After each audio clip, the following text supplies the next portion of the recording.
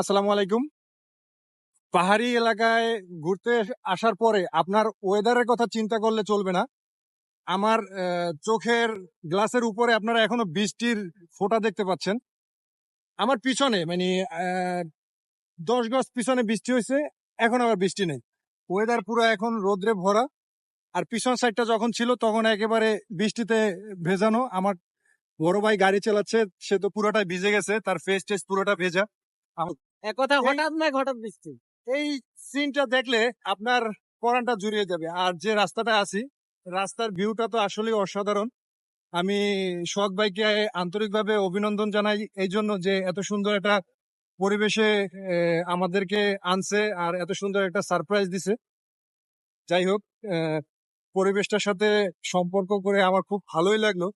আমি চাই এই রাস্তাটা বারবার আসতে। ভাই, আপনার অনুভূতিটা কি একটু বলবেন? আমি